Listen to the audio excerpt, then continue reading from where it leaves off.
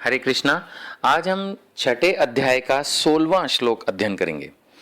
कुछ लोग ऐसा सोचते हैं कि भगवत गीता में बस भक्ति से रिलेटेड बातें ही लिखी हुई हैं और हमें अपनी प्रैक्टिकल लाइफ में कैसे जीना है इसके बारे में कुछ लोगों को शायद नहीं मालूम कि क्या इंस्ट्रक्शंस हैं। एक्चुअली भगवत गीता बहुत प्रैक्टिकल है और हमें हर अपने लाइफ के एंगल को एक्सप्लेन करती है कि हमें कैसे जीना है, कैसे खाना है, कैसे सोना है, कैसे व्यवहार करना है। सब चीज़ें अगर हम धीरे धीरे गीता को पढ़ें, एक एक श्लोक के ऊपर ध्यान से समझें तो ये सब चीज़ें गीता से हमें पता चलती हैं। तो आज हम पढ़ रहे हैं छठे अध्याय का 16वां श्लोक।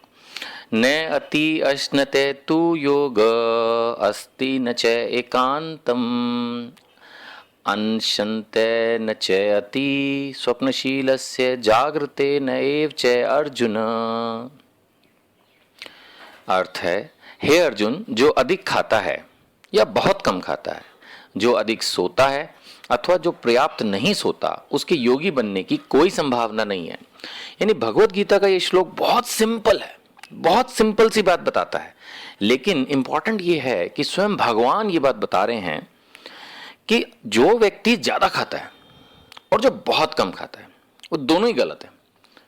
इसी तरह से जो अधिक सोता है और जो पर्याप्त नहीं सोता वो दोनों ही गलत हैं।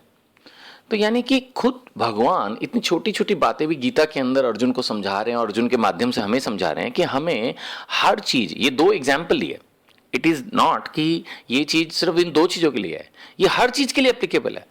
अगर हम जरूरत से ज्यादा कमाने की सोचते हैं या कमाने की नहीं सोचते, अगर हम जरूरत से ज्यादा जो है हर चीज में, मतलब किसी भी चीज में extreme of everything is bad, यही चीज गीता में भी लिखी है कि भगवान स्वयं कह रहे हैं बहुत ज्यादा खाना या कम खाना ठीक नहीं है, बहुत ज्यादा सोना या कम सोना ठीक नहीं है। योगी बनना है, योगी बनने का मतलब ये नहीं कि सिर्फ ये योगी के लिए लिखा है। योगी means here practically it is referring to a perfect man. अगर हमें अपनी लाइफ में परफेक्ट बनना है तो हमें एक बैलेंस मेंटेन करके चलना पड़ता है। किसी भी चीज में अगर हम एक्सट्रीम वर्जन पे चले जाएं तो हमें सक्सेस नहीं मिलती। भगवत गीता के इस श्लोक से यही हमें निचोड़ मिलता है और सबसे बड़ी बात यह है कि स्वयं भगवान ये इंस्ट्रक्शन हमें दे रहे हैं, then we must try to understand. अब अगर खाने और सोने, इसी श्लोक के ऊपर ही अगर हम फोकस करके सोचें तो श्रील प्रभुपाद जी ने अनेक श्लोकों के तात्पर्य में ये चीज समझाई है कि हमें जो खाना है वो भगवान को भोग लगा के खाना है। यानी हमें जहां तक हो सके प्रयास करना चाहिए कि हम अपने जीवन में सिर्फ प्रसाद ही ग्रहण करें, जहां तक हो सके।